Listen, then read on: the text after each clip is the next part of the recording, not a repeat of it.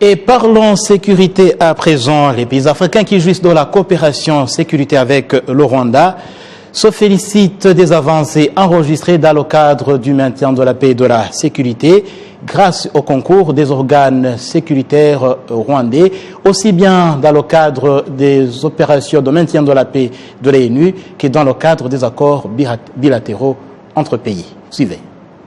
En 2004, le Rwanda fut le premier pays à envoyer des troupes au Darfour pour sévir dans la mission de maintien de la paix de l'Union africaine. Le Rwanda répondait ainsi à la demande des Nations unies et de l'Union africaine pour aider à la protection des civils de cette région soudanaise du Darfour. Cette mission a été suivie par de nombreuses autres missions dans le cadre des Nations unies.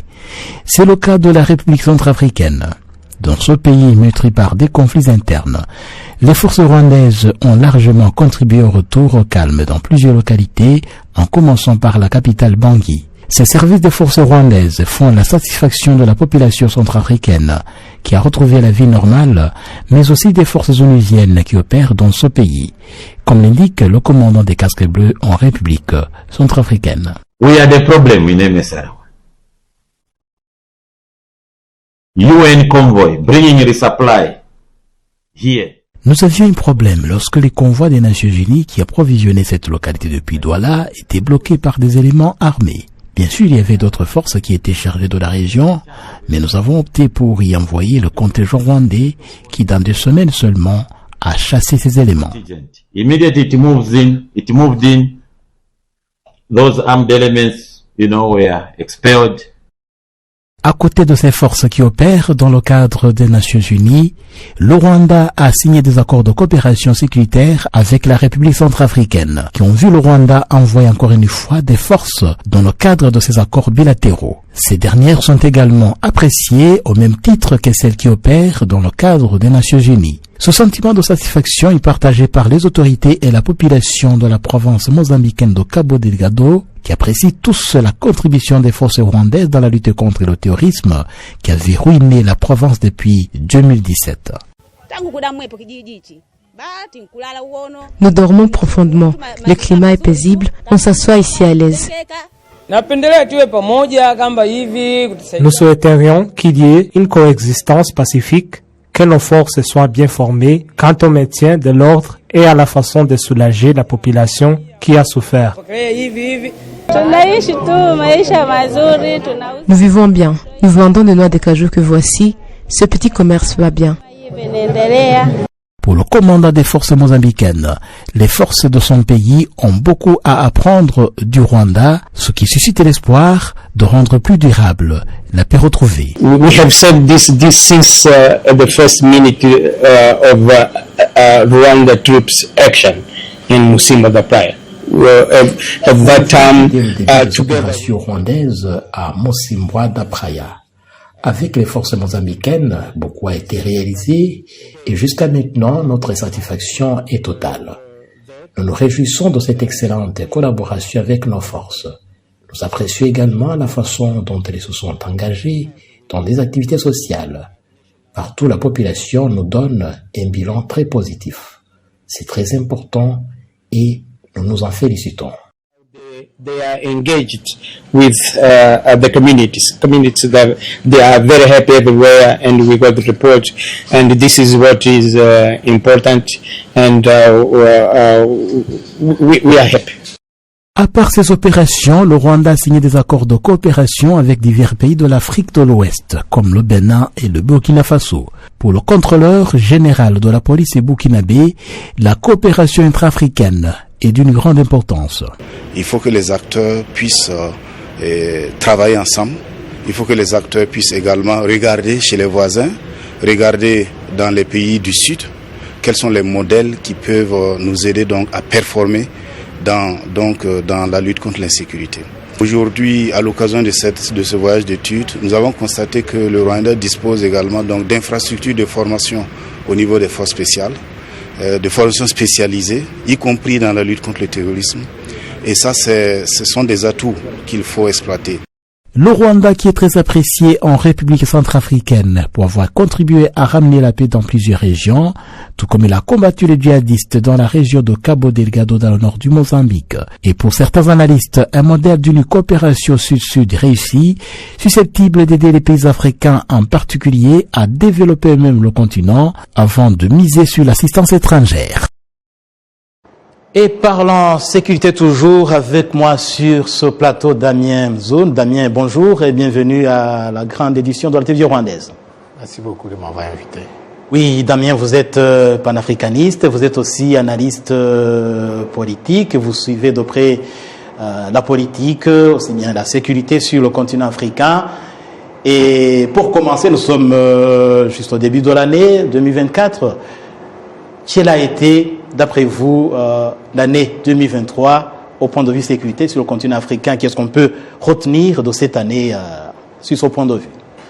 Et c'est vrai que l'année 2013 et 23 justement qui venait de s'achever a eu pour nous beaucoup de résurgence, je vais dire, de plusieurs conflits de toute nature, que ce soit dans le Sahel, que ce soit dans certaines de nos régions. Et si nous parlons en termes de l'Afrique, on a eu quand même des coups d'État, on a eu d'autres situations, même si la plupart n'ont pas été sanglants. Mais quand même, je crois que la situation qui prévaut actuellement, après l'année qui vient de s'achever, nous donne quand même du pain sous la planche, que nous avons du travail. Pour ce qui s'est passé, il faudrait peut-être que l'année 2024 soit une année différente de celle que nous avons connue, où il y a eu quand même assez de bouleversements ici et là par rapport à ces conflits, même si certains de ces conflits, comme on venait de le suivre, ont été quand même défiés de part et d'autre. Donc on a eu quand même autant de progrès qu'autant de regrets dans ce qui concerne la sécurité au niveau continental. Oui. Et alors, Damien, depuis longtemps, le continent africain connaît différentes opérations de maintien de la paix, les missions onusiennes surtout. Mais malheureusement, on voit que le succès n'a pas été si palpable dans ces opérations. Qu'est-ce qui cause ce dysfonctionnement? Qu'est-ce qui fait que ces opérations onusiennes n'aboutissent pas comme on l'aurait souhaité? Oui, vous savez, plus la force est grande, plus elle a des contraintes. Et je pense aussi que parfois, nous surestimons certaines réalités, et l'ONU, en tant qu'organisation qui organise justement ce maintien de la paix, est une organisation dont les décideurs sont multiples et multiformes. Et c'est comme si tous les États du monde doivent tomber d'accord, ou la majorité, avant qu'une décision ne se prenne. Alors, c'est ce qui fait que malgré que ces organisations aient parfois assez d'équipements par rapport à des organisations peut-être bilatérales ou des arrangements internes, des pays particuliers, ils n'arrivent pas à faire, parce que pour prendre une décision, imaginez tous ceux qui doivent approuver et tout ce qui doit se faire, ça devient très lourd.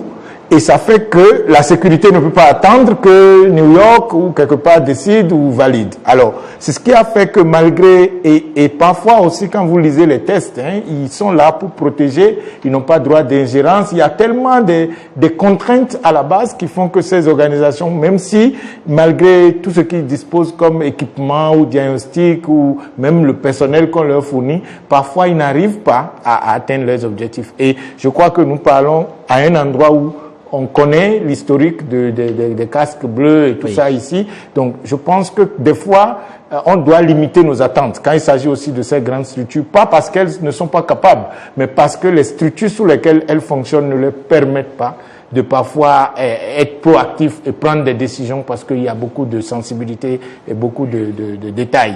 Donc il y a toute, si vous voulez, je vous comprends bien, il y a toute une bureaucratie qui doit être remplie pour qu'il y ait l'intervention. Il y a intervention. Et quand c'est des organisations aussi lourdes que l'ONU, ça devient plus compliqué. Et vous voyez, par exemple, pour parler du cas je crois que c'est la Centrafrique, malgré la présence de ces forces, a décidé de faire des arrangements spéciaux pour que elle puisse quand même avoir une intervention. Et vous avez vu l'efficacité qui fait aujourd'hui que le reportage qui venait de passer vous dit que dans ces pays ça a marché, alors que pays comme le Rwanda, on aurait pu la sous-estimer par rapport à une institution onusienne quand il s'agit du maintien de la paix ou de la défense ou de la sécurité. Oui. Alors Damien, je voudrais qu'on parle d'une région que vous connaissez parfaitement, c'est le Sahel. Là, c'est une région qui est confrontée aux défis sécuritaires, terroristes depuis longtemps.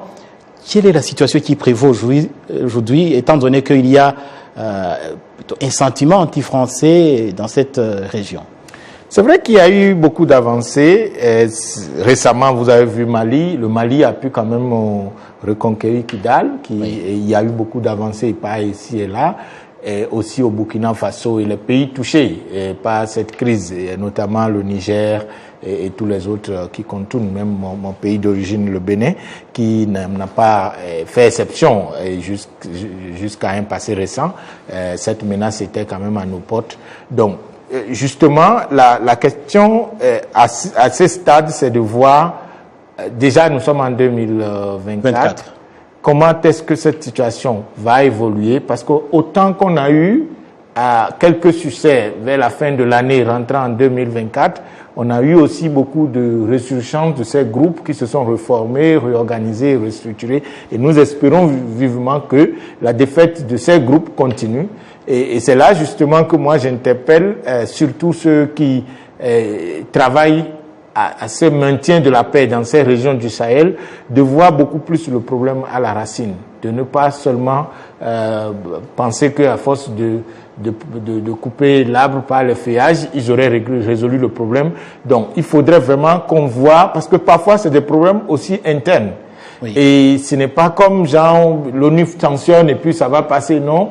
Les causes réelles de ces problèmes, la pauvreté, certaines populations qui se sentent oubliées ou peut-être abandonnées. Et ça veut dire que on peut dire que ces groupes-là terroristes profitent de certaines défaillances. Exactement. Et c'est ça qui fait que les acteurs qui opèrent, le fait qu'ils n'ont pas le temps ou parfois qu'ils n'arrivent pas à aller à la racine de ce problème, de voir comment est-ce que les problèmes réels comme quelqu'un qui a faim, qu'on peut manipuler, parce que qui sont ceux qui sont recrutés par ces terroristes? C'est les gens qui sont indigents pour la plupart. Et donc, et parfois qui se sentent lésés, et ceux qui manipulent ces groupes savent quelle expression utiliser parce que le vide était là, le manque à gagner était là. Et c'est là que ces discours viennent pour quand même enrôler ces jeunes, et ces vieux, ces adultes qui se mettent à se battre contre leur propre population. Et généralement, ceux qui sont en haut, qui tirent les ficelles, ne sont pas les vraies victimes. Malheureusement, c'est les femmes et les enfants qui sont massacrés dans ces combats. Oui, Damien, en tout cas, merci pour votre éclairage. On espère que cette année 2024, le continent africain va beaucoup mieux respirer paix et sécurité. Justement, nous espérons vivement et c'est ce que nous souhaitons. Oui, c'est le vœu qu'on peut formuler tout au début de l'année. Oui. Merci à vous pour votre passage. Pour cette invitation.